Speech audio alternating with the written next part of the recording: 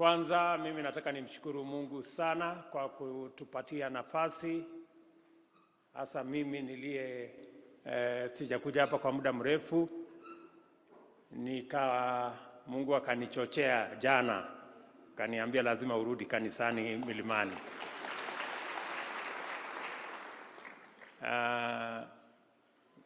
Mke wangu Mama Recho alikuwa ameniuliza tuende kanisa kule kule Mogotio, lakini Mungu alinichochea sana nikuje hapa kanisani, na nimeona kulikuwa na sababu. Kwa sababu yale mahubiri tumepata hapa siku ya leo, vile Daudi pale nyuma alikabiliana na simba, alafu akakabiliana na mbweha ama ni bea, nyumbu. Kama ingekuwa kawaida, angekuwa baada ya kukabiliana na simba angekuwa anafurahi ya kwamba amemaliza kazi, lakini kumbe kulikuwa bado Goliath ako mbele anamngojea. So mimi nataka nimshukuru Mungu kwa sababu ametuhakikishia ya kwamba vile tulifaulu wakati huo mwingine, na hata hapa mbele, hapa kwa Goliath hapa mbele, Mungu pia atatupatia ushindi. Na ndio nataka niseme bila kusita, niwaambie ndugu zangu wa Kenya, pale tumekuwa na changamoto na tumekuwa ni taifa ambayo inamcha Mungu, na katika kumcha Mungu, Mungu ametutoa katika hatua moja akatufikisha hatua ingine. Na hata hapa mbele mahali tunaona kuna changamoto pia, na Mungu atatuonekania, na hata hiyo kiwango ingine Mungu atatufikisha. I have no doubt in my mind that God is going to give us victory even in the challenges that we have as a nation. The same way He has lifted us from one stage to another, I am confident that God is going to lift us even to the next level as a nation. Nataka pia niseme, kwa sababu hata kanisani kuna changamoto. Wakenya wengi wa Kristo wanajiuliza maswali: kuliendaje? Kulifanyika nini pale kanisani mpaka leo tuko na makaburi? Wananchi wengi wamepita sasa, wananchi 200 wamepoteza maisha yao katika mahali ambapo mambo ya Mungu yalikuwa yanazungumziwa.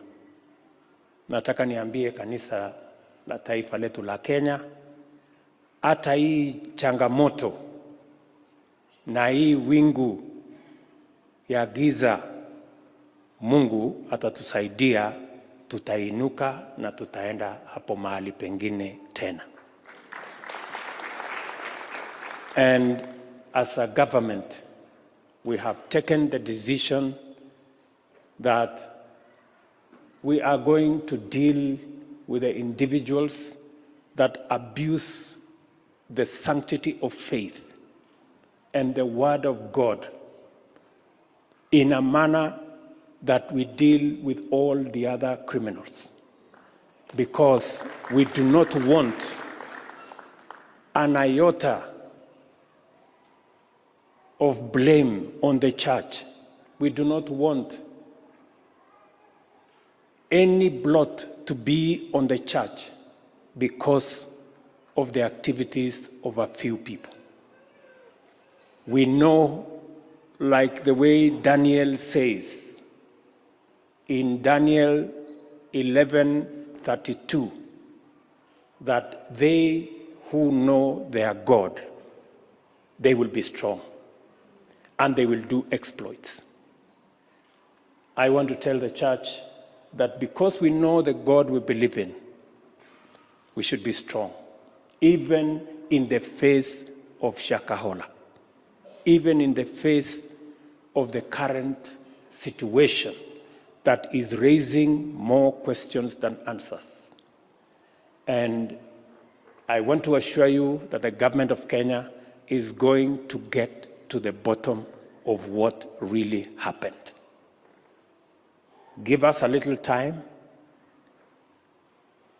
Our security agencies are working round the clock so that we can unravel these acts that shame the people who want to abuse the sanctity of religion and cause loss of life in the Republic of Kenya. So, at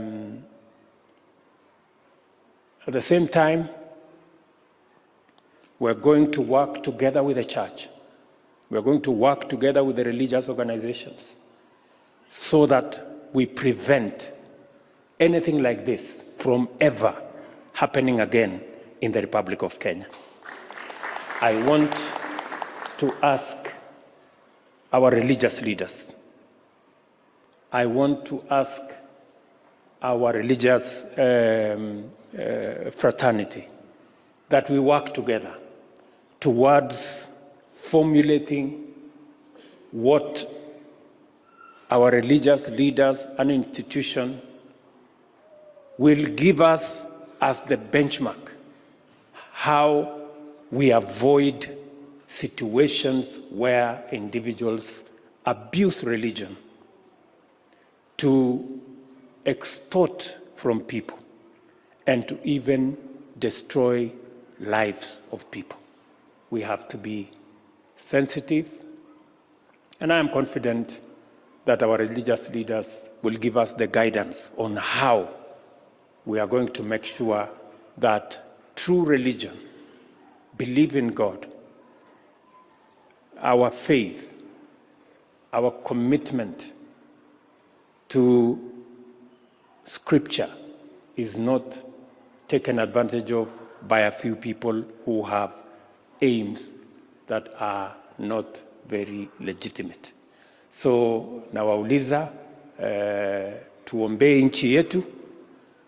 Naamini ya kwamba kwa sababu uchaguzi uliopita ulikuwa ni uchaguzi ambao watu walikuwa wanachagua kati ya wale wanaomcha Mungu na wale wengine wanaendesha mambo namna hiyo.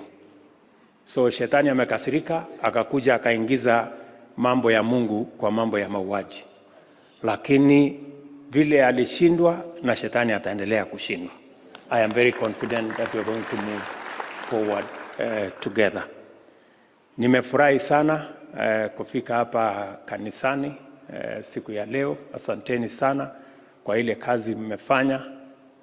Thank you also for the church, for the AIC Church, for agreeing that I now belong to all the churches. In fact, I come to AIC not very often.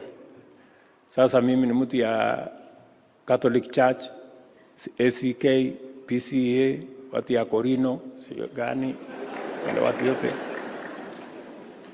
Na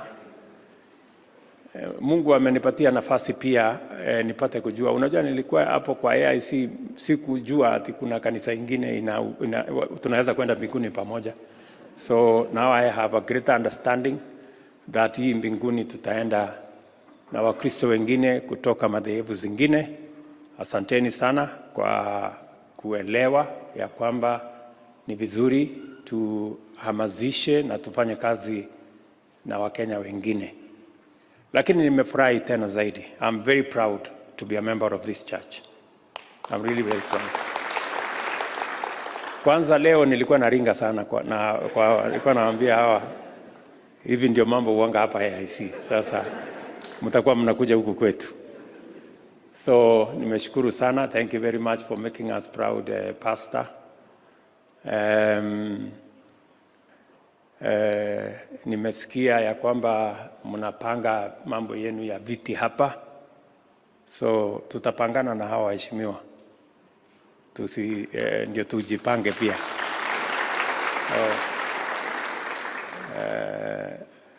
Pastor Mairori, tutanunua viti 300 tulete. So tutapanga in the course of this week, tutagawana na hawa wadosi. Kila mtu kidogo kidogo, alafu tutatumana viti 300. Baada siku nyingine tukikuja, tutakuja kusukuma kutoka mahali hapo. So otherwise, nawapenda sana, nawatakia baraka ya Mungu katika mipango yenu. Mzidi kuombea taifa letu la Kenya. Naomba msaada wenu wa maombi katika majukumu ambayo niko nayo na viongozi wote katika serikali ya Kenya, bunge la Kenya, mahakama zetu na sehemu zile zingine zote, ili Mungu atujalie tutekeleze mapenzi ya Mungu katika taifa letu la Kenya. So asanteni sana kwa kutupokea hapa kanisani.